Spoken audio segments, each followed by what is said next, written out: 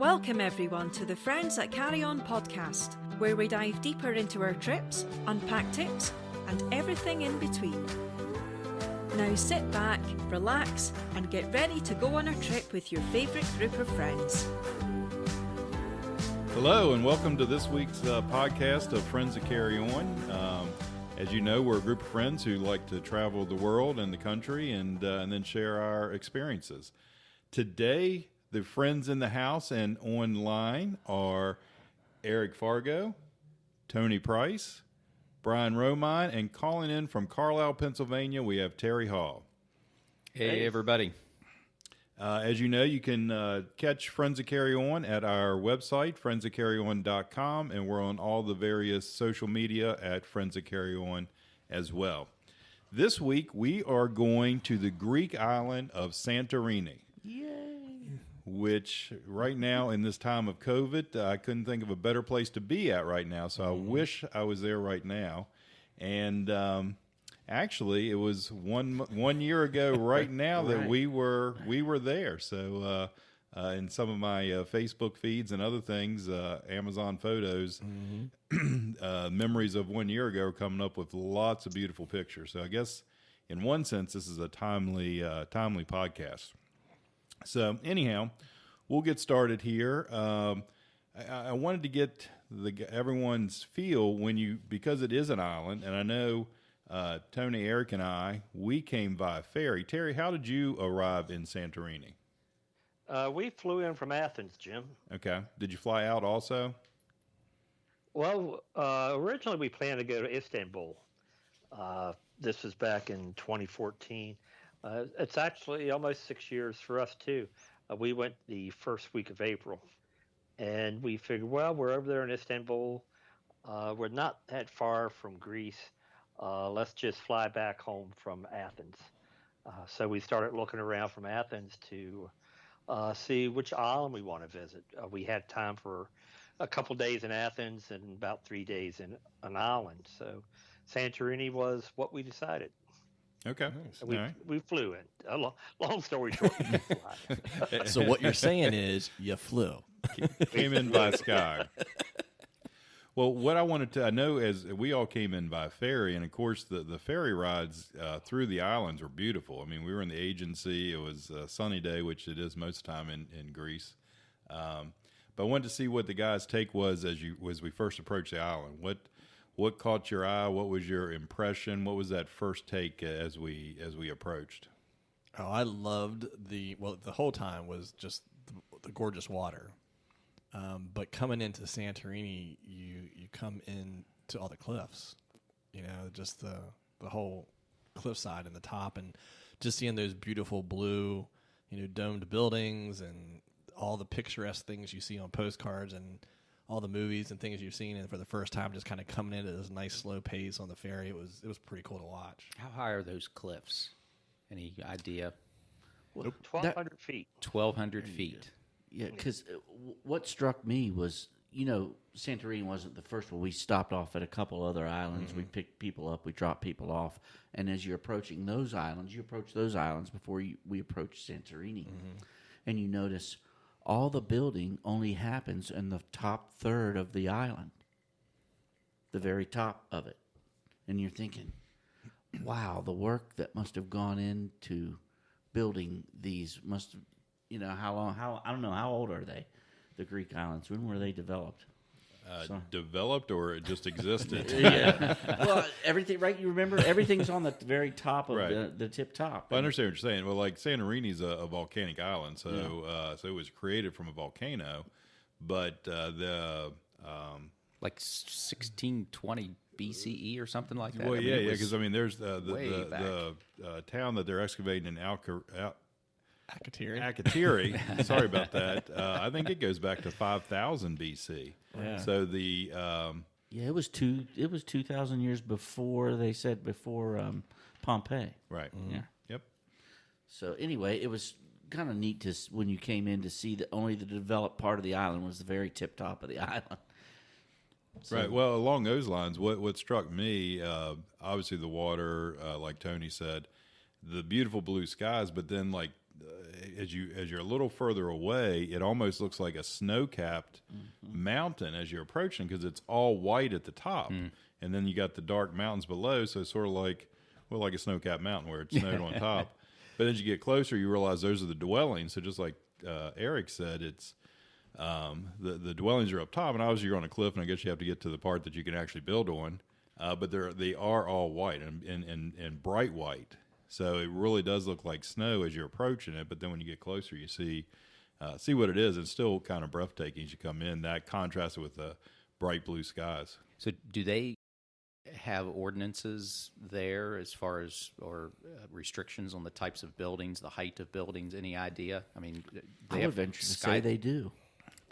I can't. I don't know. I just know not many went over 2 or 3 stories. It seems. Right. So there weren't skyscrapers. No, not at all. I bet they do have something like that, Brian. That's how do you keep it like that over all these years if you don't, Yeah, I don't know. require it? I don't, Yeah. Well, a lot of it is because of the resources there. There's not much there to build with, besides rock. And a lot of these houses originally were caves. The local fishermen, you dug holes in the walls to make your cave house. And over the years, they've evolved into the houses you see today. Another couple months of this, and I might be doing the same in Shepherdstown. Right. Well, and add on top of that, the Greece economy has not been exactly thriving over the last decade. And one of the things that stood out once we actually got up on the island, you had a lot of concrete structures that had started. So they had the floors and the stairs and all, but they were just shells. And because the economy bombed out and hadn't come back, you just saw all these starts all over the place but never finished. So even if they had, at least in recent years, thought about bigger commercial development, it just wasn't happening economic-wise. And it probably can't, just like Terry said, the resources aren't great. And it's kind of built out on the top parts like in Fiera and Ia. It's pretty crowded through there, so there's only so much space on a 3-mile island. So That place was beautiful, though, wasn't it? yeah, Oh my God. absolutely gorgeous, absolutely gorgeous.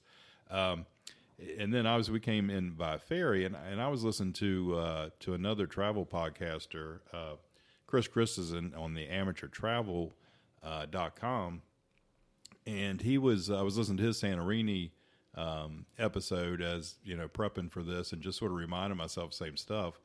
And he was talking. He came in by ferry also, and I remember when we got off, it was a mad rush to find a cab or a shuttle or whatever to get yourself up there, because you're at the bottom of these 1,200-foot cliffs, and it's nothing but sway back rides all the way back up to the top of the thing. Of course, we'd never been there before.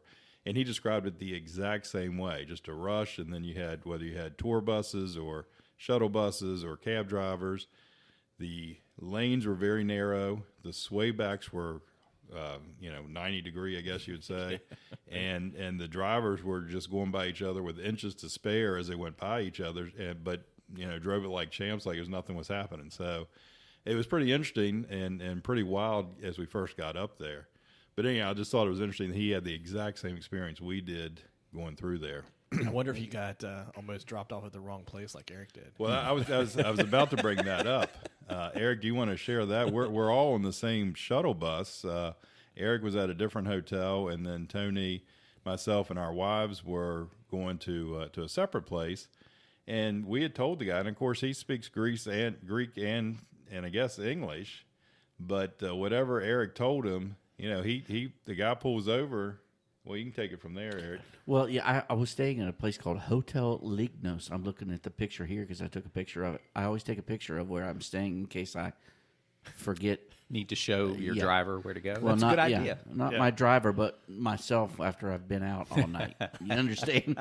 So I took a photo of it, and when we got in, I had showed him the address, and he looked at me kind of weird, and we didn't communicate right at that point, and I knew he didn't know where I was staying. I just knew it. He just nodded his head. Yeah. Yeah, he just nodded his head, and I could tell. I'm like, okay, we're going to get to my place, and we're going to have a problem. And that's exactly what happened, because he dropped me off at another place. I said, and I got out, and he told me this was the place. I'm like, no, I don't think it is. And then he started to take off. I ran back. I'm like, this isn't the place. I know it's not You it. had actually crossed the street, a busy street. Yeah.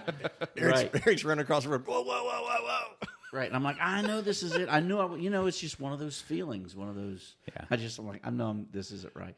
And I wasn't. And I got back, and we did finally find it. And I got dropped off at the correct place.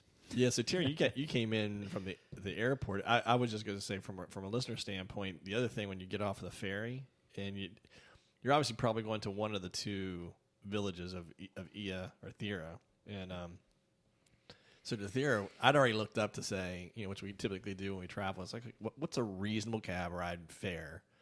Because you're like fishing a net, right? At that point, they're everywhere. They're on you like stink on poo. I mean, and the first guy came up and was like 50 euros. I was like, no.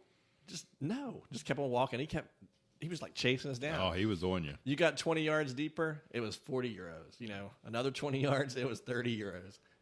Finally, I was like, what did I say, like 20? Like Something 20. like that, yeah. 20 for all 5 of us. And he was like, okay. And then he just like drug us like a half a mile away to get on that Oh yeah, that was a little bit of a hike. It's also probably why he dropped Eric off at the wrong place. Yeah, it was pretty funny though. Well, since that kind of segues into where we stayed there. Terry, when you all were there, did you all stay at a hotel or did you Airbnb or what did you do?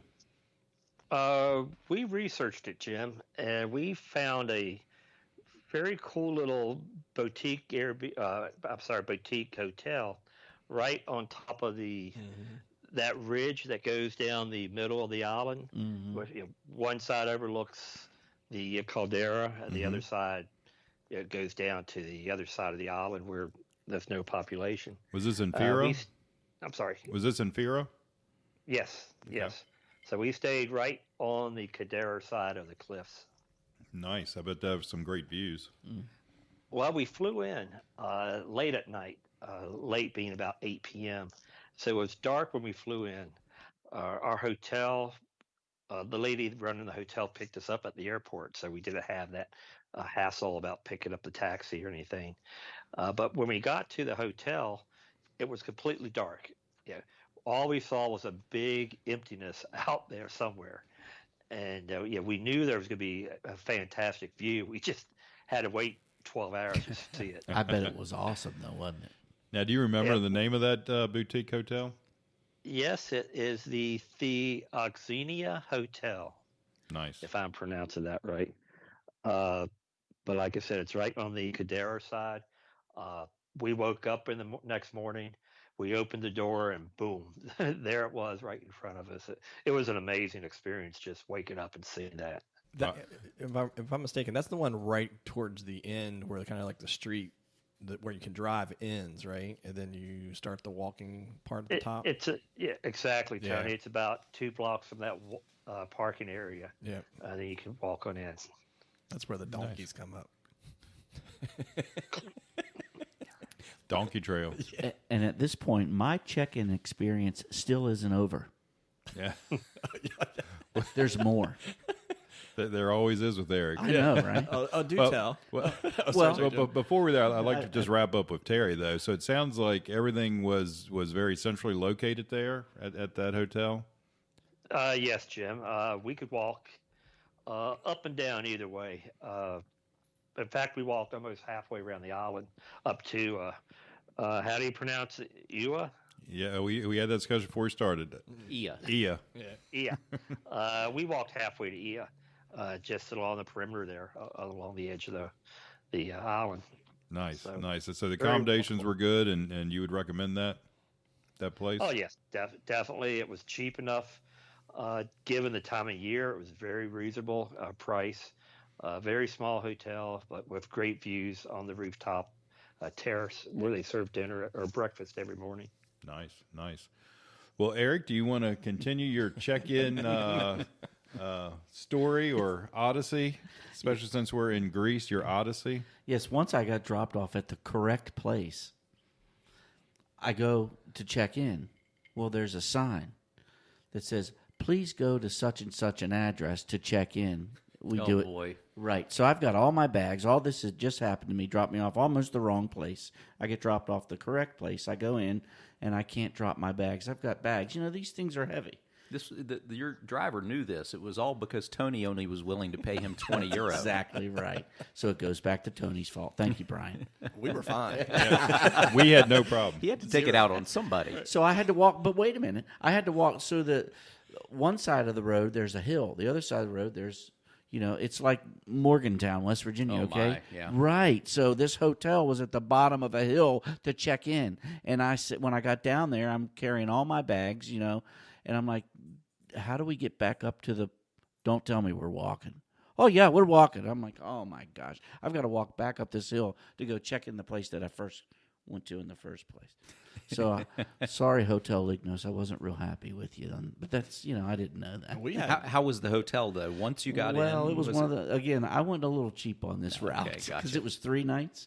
So it was one of those where it had a bed and a bathroom, and the bathroom had just the shower curtain that you pull around you, and it always sticks to you when you shower. One of those places.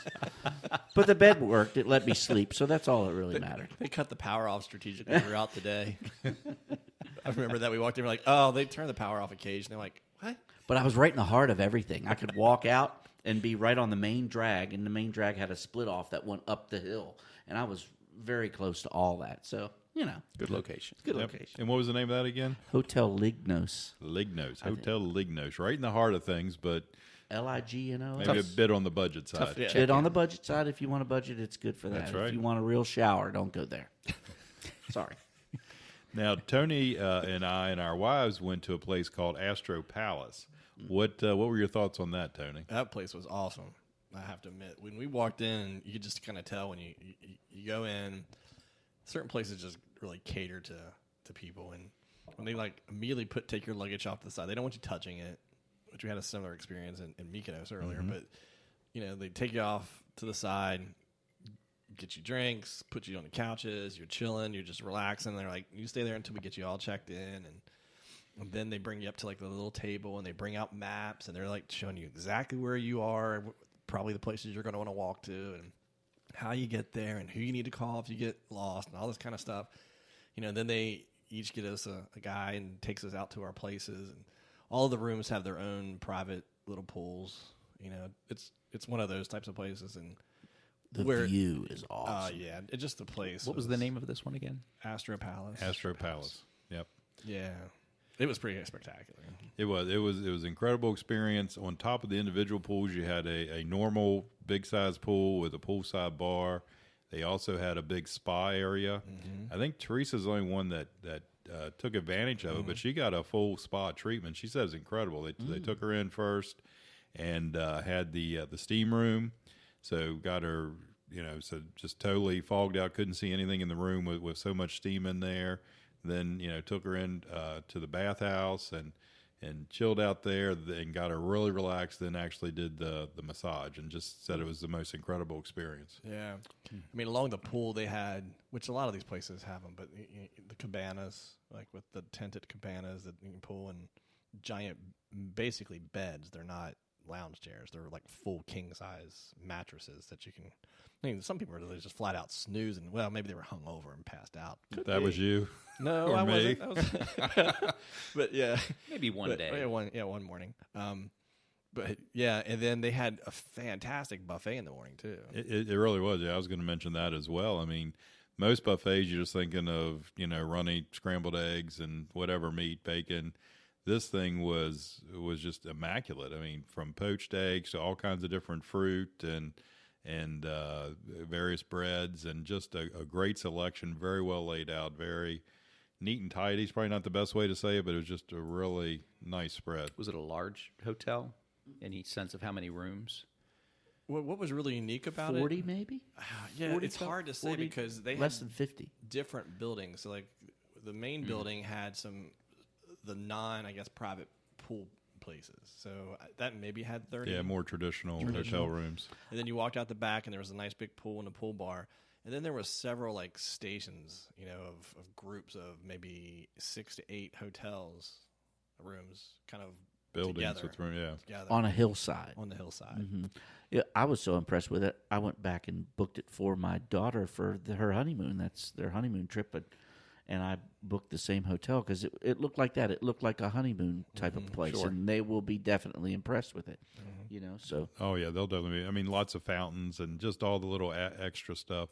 One of the things that impressed me with, I guess, with the room, but just the entire space, because in ours, one, it was a real long room, so you had a lot of space to begin with. Big bathroom, big area, big canopy bed, and really felt like you had a living room too. Which, I mean, you did. You had a couch and all that. So I mean, you just had an enormous amount of space there. But then when you went out the door, you had a small porch, which is typical for a hotel with some chairs, but then your private pool just stretched on for another 30, 40 feet, and then you had another little cabana on the other side of the pool that was yours with your private chairs and lounge chairs, and it was just, you just felt, just so much space. Usually you're in a hotel, you just feel cramped Right. up there. You just could stretch out and do whatever, and it was really nice. So it was well worth it, and it was certainly not out in the middle of anywhere, but it wasn't right in the middle of Fira. So we had to walk up a hill, probably a 5-10 minute walk maybe, but it wasn't bad. At first I thought it was going to be kind of troublesome, but once we did the walk once, it was like, well, no, you're there in a few minutes and no big deal. Yeah. So no, Now, guys, yes, sir. you say you had the view. Did you have the view of the Caldera, or did you have it from the back of the island? Back. The back. yeah, the back of the Yeah, it looked down over the valley and to the back, whatever that is, bay or sea or Right. It was really kind of cool though when you were in the pool, because of you're still on the hillside. It was before you get down to the flat areas. So when you were in there, it wasn't really an infinity pool, but you looked out and you just saw water. You're for the most basically up part. the hill from the airport. You're really Yeah. it's down at the bottom, down by the ocean, down by the sea. Yeah. So definitely highly recommend the Astro Palace and the what was the name of your boutique hotel again, Terry? I would repeat it because it sounds great, but I couldn't remember. The Theoxenia Hotel. Gotcha. Okay. Cool. And then on the budget, we can go to Eric's. What was that? Hotel Lignos. Lignos. All right. Well, let's go into some of the day tours. There's lots of activities to do on Santorini, though it's a small island. There's a lot of stuff going on there. Among them is Terry even mentioned one of the things that you can do for free is you can hike all the way from Fira to Iwa. Yeah. Ia. Wow. Gets me every time. I say it about 5 different ways. Villages. So there's a hiking trail between those two villages. Also, there's various beaches there. It's volcanic, but I guess the rocks are different colors. So you have a red beach, a white beach, and a black beach. And I'm probably leaving another color out, but that I hear they're kind of kind of rocky a little bit, or small stone, but they are beautiful beaches there. The color you left out is nude. Nude. Yeah. Gotcha. Okay. Of course. Lishada. Okay. So that's not just the type of beach, that's the actual name of the beach. Well, that's why they were looking at Eric funny. Oh, was he nude on the wrong beach? Now, Silence. That was a little bit of awkward silence there. Sorry about that. It was bad visuals. that's okay. And then there's Ancient Thera, which has views and of the volcano and, of course, the sea, but also the ruins there that was wiped out during the explosion. So we didn't get to do those. We went by some of the beaches on Catamaran tour, and it sounds like Terry did part of the hike. Before I get into some of the day trips we did, Terry, what were some of the stuff that you all did? Well, we also hit those beaches. The second day in, actually the day before, we contacted the hotel and asked them to arrange a convertible rental for us. So we decided to just tool around the island in a convertible. So the next morning, the guy brought it out. It was a bright red, brand new VW Beetle, and it was beautiful. It had 3,000 miles on it, and he kept on saying, "Please, please, take good care of my car." You can tell by the look of you. The first thing we do is go to a winery. But we did plan to hit up a couple wineries that day and hit the beaches. So we stopped at the first winery. I can't think of the name of it right off, but we said, okay, we could do a tasting here. We're going to take it easy, and go hit a couple more wineries and hit the beaches. Santo Wines is the name of the winery. Santo. So we go there for the tastings, and luckily we got there before the tour buses get in. Uh, and if you do these tours, that's something you have to think about to beat the crowds before the boats come in and the day trippers come out and so on, and the buses come because it gets extremely packed. But anyways, my buddies and I were the three of us there, and we said, okay, we'll just do one tasting. And the tasting is every wine that they sell. And yeah, That's one. That's but one. And that's more than 3, I assume.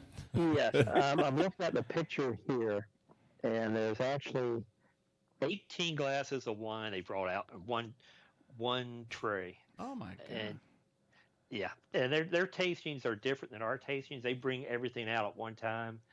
They give you a piece of paper, and you do it on your own.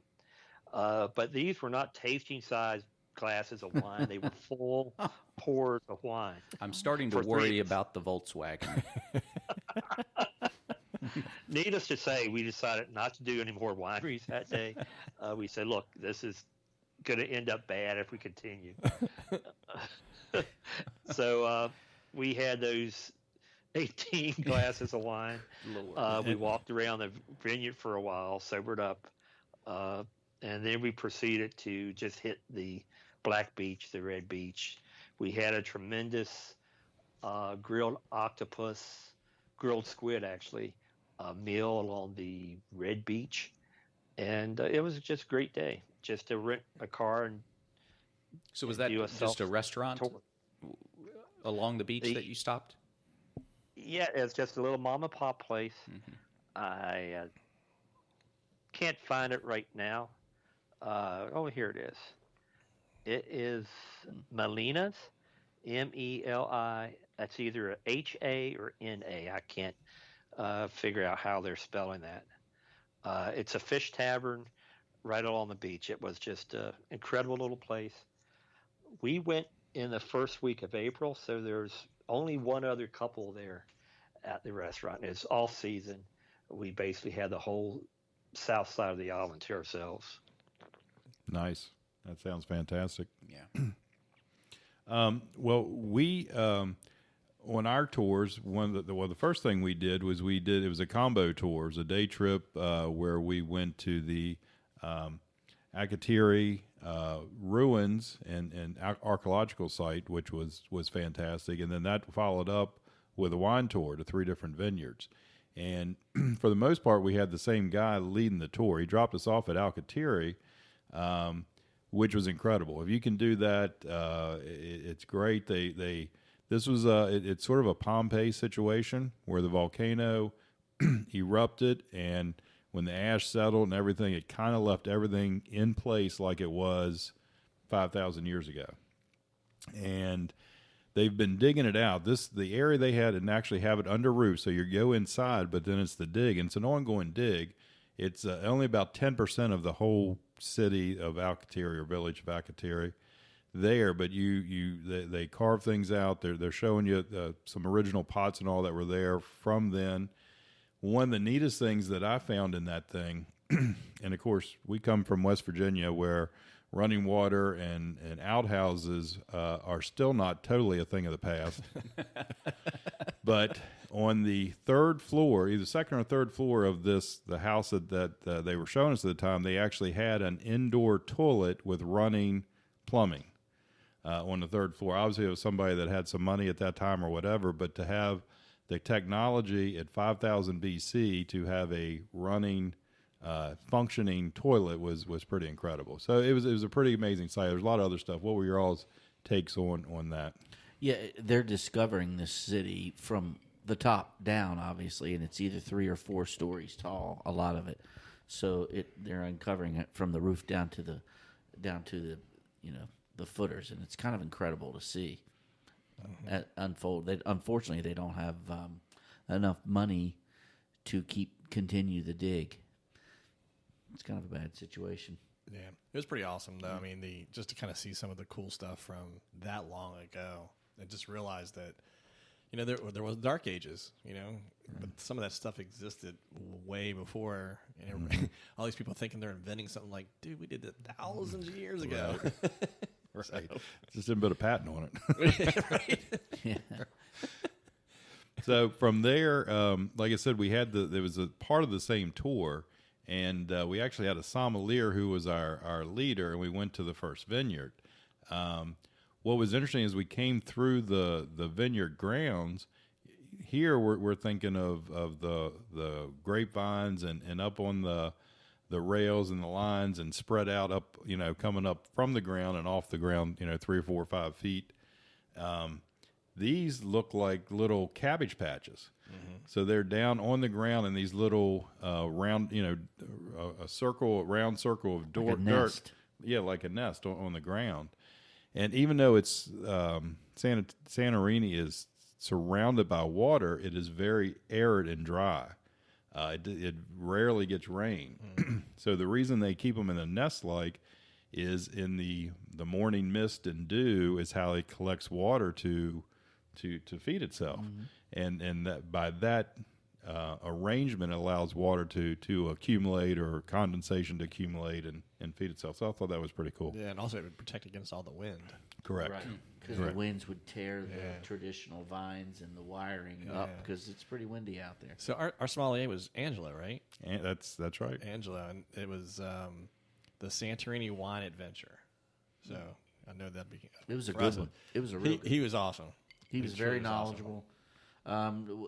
A lot of good pairings as far as teaching us acid versus sweet and things like that, and purposely combining wines with bad, with bad food that combinations. didn't. to teach you how to pair it with good foods. It was. I really learned a lot on that. I remember asking a question like, "So how did you really get exposure to say I know that didn't taste good with this?" He's like, "You'd be surprised what I had to eat and put in my mouth." I was like, "Ugh." But yeah, he was good though. He was fantastic. So was he part of a franchise or a group of some sort? He was just one of the tour guides for this company that does. Yep. Right. Yeah, gotcha. But he is a trained sommelier. Yeah. Right. I was going to say he is a certified or trained or whatever the proper credentials are Yeah, I for think he's a level sommelier. 2. I think he knew his stuff. Yeah, no, it was really good. And we ended up going to a total of 3 vineyards. The second one overlooked. Is that considered the Caldera? That's the Caldera, yeah. That was Santo Wines. Okay, so that was Santos Wines, and just beautiful. That's the one we went to. Is it? Yes. Oh, cool. Yeah, great view. And again, it cracked me up because the difference between most European countries or pretty much anywhere else in the world in America, there would be 25,000 lawsuits for this place. I mean, it's literally a curb height, 4 or 5 inches, and then it's down the cliff to the Caldera. So I'm like, I know, let's open a winery right on the cliff. Right on the edge. And not put any fencing up. Perfect. Made it nice. Spectacular views, though, right, Terry? Wow. Oh, incredible. Yeah. Is that where you did the 18 glasses? Yes. Oh, wow. Okay. So we sat at the same place, yeah. Okay. We didn't have 18. No, we didn't. I feel like a slacker. We probably did throughout the whole day, though. Okay. That could be. Absolutely. Yep. So that was one of our day trips. The next day, we actually went on a sunset catamaran cruise. Now, keep in mind, sunset at that time of year was 8:30 or 9, maybe probably later, 9. probably 9-ish, and it started at 3 or 3:30. So and And we were there till sunset. we were definitely there till sunset. They grilled for us. They had beer, wine for us the whole time. Music. I mean, it was a really nice setup and a nice cruise. Of course, we went around To the tip. You go up to the tip of the... Right. There's a name for it. But, yeah, the tip. Right. So, but we got to do a lot of other stuff. So not only did they provide all that, we're seeing some fantastic views of everything, little churches up on the cliffs and some great rock features sticking out. But we also got to go snorkeling if you wanted to, or got to go swimming. So they anchored, And Tony had just gotten a GoPro. I think it was GoPro 7. Yep, it's the 7 Hero. And which is waterproof and all. So he dove in with that, got some great pictures of little fishes underneath the water and whatever else was down there, and just made for some interesting videos. So we got to swim for a while, got to refresh ourselves, and then we went a little bit further, and there's a hot springs, but it's a sulfur spring, so it's supposed to be medicinal and all this type of stuff. And a lot of the other catamarans were there, so you had all these different boats kind of anchored there, and then you would swim over. And prior to jumping in and all, the crew is telling you, okay, when you get there, it's going to be extremely muddy. Some people like to get the mud all over them, like a mud bath type of thing.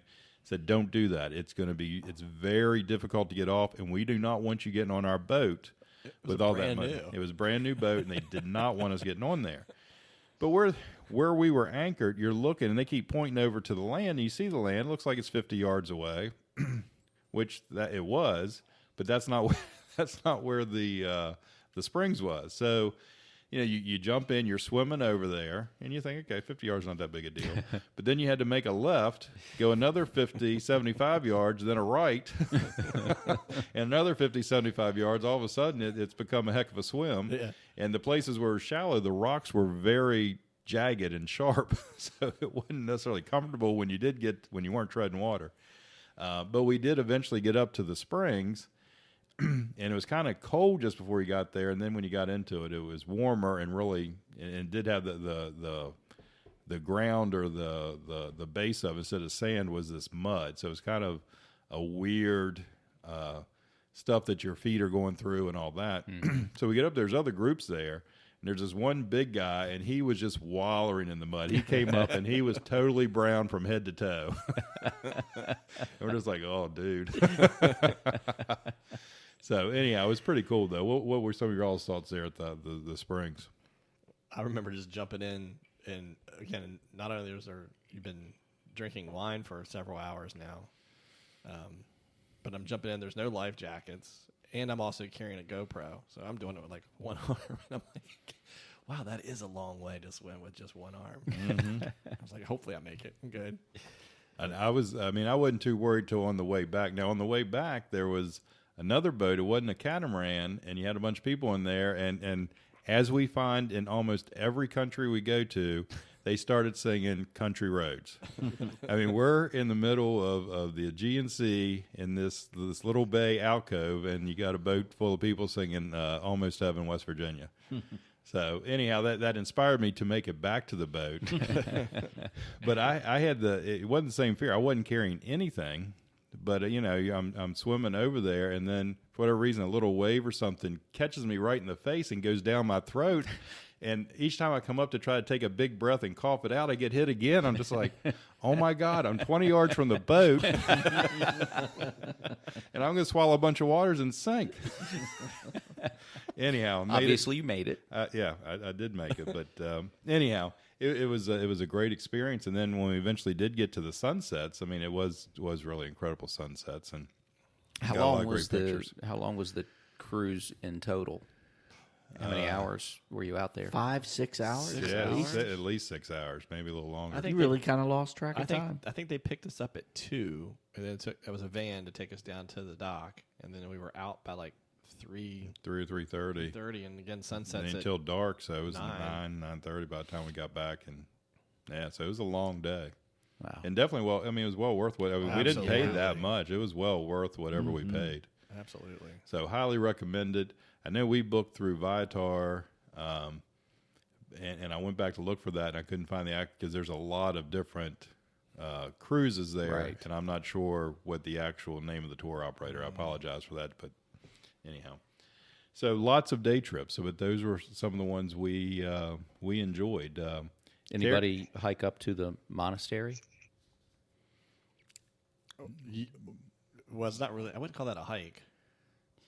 From where we were, you talking about the blue with the crosses on it and all that, Brian? I was this was in Thera, to climb up to see ancient Thera, or it just says more ambitiously the monastery. So it sounded like that might be a kind of a bit more of a hike. We saw to get all the something way like up that to the on one of the views. islands. What was it, Tony? Is that a monastery? He's talking or about right just- there in Thera. I don't recall Yeah. doing anything like that. Did Yeah. you do that, Terry? Yeah, we did. Oh, Okay. there you They go. were not open to the public when we went there, but we could spy through the windows, and it looked very beautiful. The Just inside. like the old days, right? Yes. or maybe not so old. I don't know. And there's also a trip to the volcano cone that's in the middle of the caldera. That's what we did, which is another option if anybody wants to do something like that. Oh, wow. Nice. How was that? It was great. It's about 400 feet high above sea level, and yeah, that cone is still growing. The volcano, I guess, is considered still active, so the volcano cone in the middle of the island, or the caldera, is still growing. But at the time, it was 400 feet. There's no vegetation on the island. It's just lava rock, some shrubbery or whatnot. You see the sulfur fumes coming up out of the ground. You can definitely feel the earth beneath you at least Rumble. 10 degrees warmer Oh, warmer. in the surrounding. Cool. So it's very cool. The island's very small, but from that island you get the view of all of Santorini, which is a pretty nice experience. Did you bring any volcanic ash or anything back with you, Terry? Just No, in his that's lungs. illegal. Oh, it is. We do have a friend that does do stuff like that. I was going to say if Well, I brought some pumice home. I think that's yeah, allowed. Yeah, they if sell they that. catch you do that at the airport, you could get in a lot of trouble. They were really little pieces of pumice. I mean, really, almost really little. That's pretty funny. Did you go over to Ia, Terry? Yes. Okay. We rented a taxi, and we went there for the sunset. Incredible. That's always one of the top 10 sunsets in the world. If Yep. you Google that, it pops up. Did you guys do that also, or you saw it from the boat? Yeah, and I was going to say that was just one of the just travel recommendations I was going to make. Is we decided to do the bus because it was really inexpensive. But note to self: if you're in a rush, Right. don't take the bus. Take the taxi. Take the taxi, and they were charging out the wazoo on the way back from Ia. Because the line, we got there just in time. Because we got there, we ended up waiting about 45 minutes for the next bus. There must have been, 200 people behind us? It was. It packed up quick. It was hot. It was the afternoon, and people wanted to get back. But yeah, and when most people think of Santorini and they think of sunsets, it's the village of Ia is what they see. That's where you see those speckled blue domes and that gorgeous sunset. But yeah, I got some fantastic pictures from that very bottom corner where the sun sets, and just again spectacular. And we got also there are a couple little shops. I got a canvas and another painting that's in the house from there. Yeah. It's really good. Yeah, nope, absolutely. But I would say from a travel time frame, because Terry, you guys were also in May, weren't you, when you went? Yeah, we went 1st of April. April, okay. We did it because it was cheaper then, and there would be less crowds.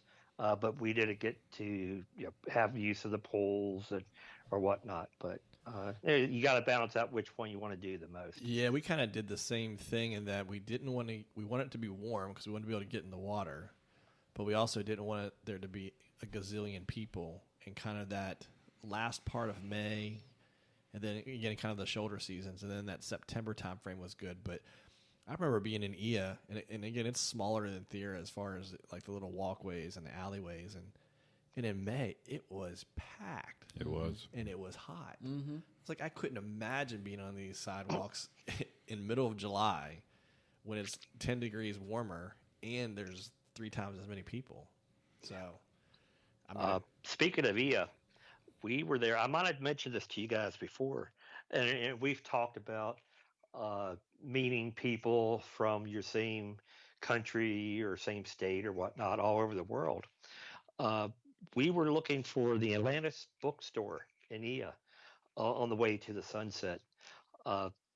that was one of the top 10 bookstores in the world if you Google some sites due to the views or whatnot.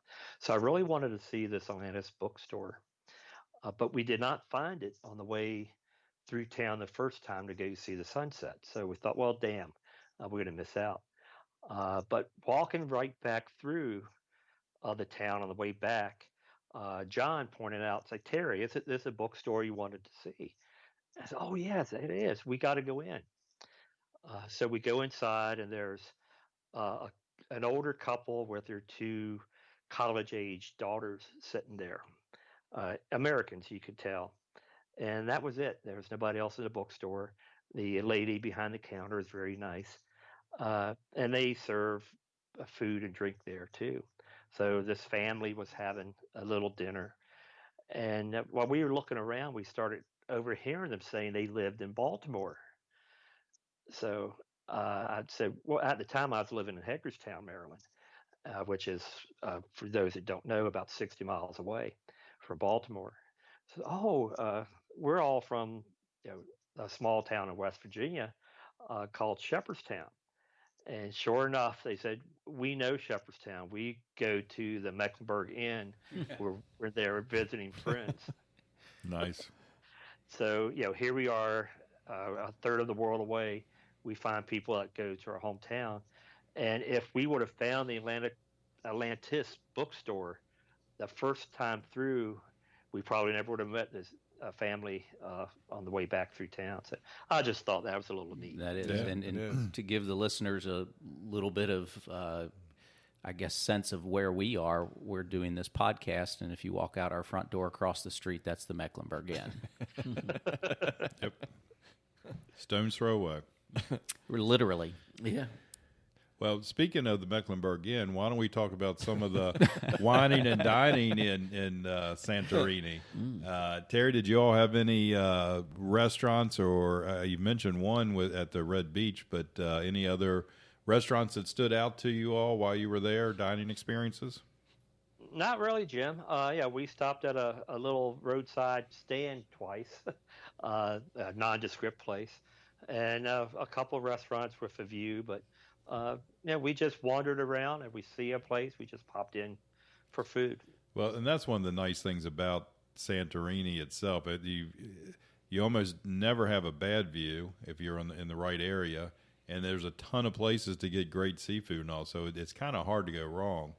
Now we had booked a reservation. I think Shelley had looked it up and found this restaurant. It was a place called Volcano Blue, and this was the first full night we had been there. And we get there, and it's overlooking the cliffs, I guess you'd say, and the caldera and the water, and it just ended up being a fantastic experience. What were your all's thoughts on Volcano Blue? Yeah, just the two things that stood out to me, other than the gorgeous views the whole time you're sitting there. It was a little hazy that day, but still, I mean, just unbelievable. But the food, I think we talked about this a little bit before, because that meal is just one of those top meals that I've had. And I know Eric and I both took a video, because I got just like the fresh fish of the day, and they just brought it out and filleted it for me right at table side, and deboned it and everything, and just served it on the plate. And it was as good as the presentation was. So it was, and again, I think we were there for 3 hours. Yeah, we were there through sunset. Yeah. It was dark when we left after we had desserts and everything. But yeah, it was a great evening. Yeah. Yeah, no, I had a seafood salad, and when they brought the plate down, I've got pictures of it, and I think it's even been on the website before. You didn't see any lettuce. I mean, it was full of squid and scallops and fish and all kinds of different seafood. And it was just, and it tasted just as good as it looked. It was absolutely incredible. There may have been some lettuce underneath all that seafood, but it was incredible. But just everything, the ambiance, obviously you got the beauty of the sunset and the water, and then you got the great food. I mean, it was just an incredible experience all the way around. And then as far as we stopped in a few other places, and they were good, but it's like Terry, you could pop in and out different places. Some other places we had thought about going. There's a place called 1800, and it's an old captain's house from 1845, and it's located in Ia, and it has all the original furnishings and colors from the 1800s, and it's got a rooftop terrace. And we wanted to get there, but we just never quite got there. But if you ever get a chance, 1800's another good place to go for dining. What about we've talked about dining a little bit. What about the wine and dine part of that? Not counting the wine tours. Terry, did y'all have any cool bars or experiences that you found that were good hangouts? Not really, Jim. Being the 1st of April, like I said, I'd say half the places were closed. Being all season, so there was not a whole lot of options for us in terms for that. Interesting. Well, there's a couple places, and we're going to get to a little jazz bar here in a second that we really liked. But there's another place called PK Cocktail Bar. It's year-round. It's family-owned. Incredible views, but they come up with some pretty wild cocktails. So if you're out looking for a place, that's a good location to go. Tony, you know any more about that? Not that one. I was going to mention that saloon bar too. Oh yeah, That's just kind of. So were all of these that you're talking about within walking distance of your hotel? Oh yeah. Yeah. This is all in Everything's within walking. Yeah. that top of the hill. So like where Terry Fear. was at, it's that whole Fear area where, and then that Donkey Street. Literally, it's Donkey Street that leads down through there and all along the Caldera side, but all kinds of little side streets. But that whole general area is full of food, shops. I mean, great shopping. I mean, just absolute great shopping. If you like linen clothes and kind of that summery island wear, man, you can find some. We spent 4 or 5 hours at one day shopping. So Jewelry. yeah, but the saloon bar I just thought was quirky because when you hear saloon, you're thinking more of kind of a true country western, saloon. And that's the case on the first floor. But I remember the second floor was a full-on dance club. I mean, it was just so bizarre. Downstairs, you got the saloon doors and everything up. Then you go upstairs, and it's just right? It was crazy. It was crazy. Plus, we go in there. We'd already been out for dinner and all, and already had a cocktail, an evening cocktail, so to speak. And then the wives were ready to go in, so we walked them down, and we decided to come back out. And the downstairs part of the saloon, there's a few people there. You could kind of hear music in the background, but it wasn't that crowded. But then you kind of knew something was going on upstairs, so we walk up this tight spiral staircase, and then the door in, and then you couldn't move. You couldn't walk in the door there without having to work your way through it all. And then it's like Tony said, the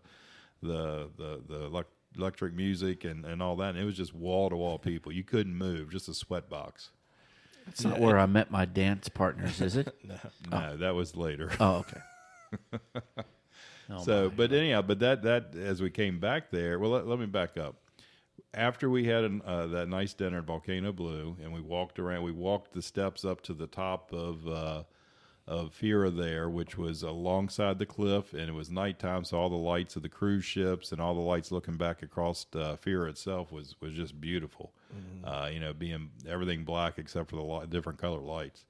So you get all the way to the top, and then you kind of start working your way back. There's different shops and all that type of stuff. So we didn't really have a plan to go anywhere, but as we're winding our way back through these little streets, we hear, a little bit of music, sound like a little bit of excitement, and it was just a small jazz bar. We're like, well, that sounds like a cool place. Let's go check this out. And it was a tiny little place. We barely found a table that could seat all 5 of us, and we were booked off in the corner. And anyhow, we got a place, and the waitress was real friendly. The bartender seemed real friendly too. Kind of hyper, but friendly. But they served us. We had a great time. The girls had a good time and had a few drinks. And it was just a really cool atmosphere. Yeah, that place was pretty cool. So we head out. Like I said, we go back, and then us guys thought, well, we can stand another drink or two. So we go to the saloon and hung out there for a while, had a really good time. But now it's getting kind of late. I mean, we dropped the girls off at 11:30, so it was already late. But then when you come back and then have a few more, it doesn't take long before it gets late. And so we're cruising back through Fear to find some place. We found some dance clubs for Eric to dance with some people. That went real well, They didn't like my dancing. to say the least. But damn, was it fun? It was fun or funny or both. Both. It was entertaining for sure. So now we're definitely should be home and in bed and all that, and we're walking down, and we end up going by the jazz bar, and it's still open. So well, what's one more? So we go in there, and they lit up when they saw They lit us. up and saw us. The same waitress, same bartender, and I don't know if he was the owner too or just the bartender. But I mean, he just welcomed us like, I mean, you couldn't have a better welcome. So it was just one of those things. Now there's only like 5 other people in there and us. So it just made for a really good time being welcome in there. Any other thoughts from you all on that, on the jazz bar? No, other than I highly suggest it. I mean, it's a great, cool place to go and hang out and have a drink or two. Good atmosphere, good drinks, and good music. You don't in a great location. Yeah. Well, weren't you helping her pick some of the music? At Yeah, times? Yes, I did. She showed me her collection Nice. of music. So, Jim Scott, what you're saying is always go for the nightcap. Yeah, always. I don't discourage that. All right. So anyhow, and there's lots of other good bars around the town. In Ewa, there's this Ewa Vineyard.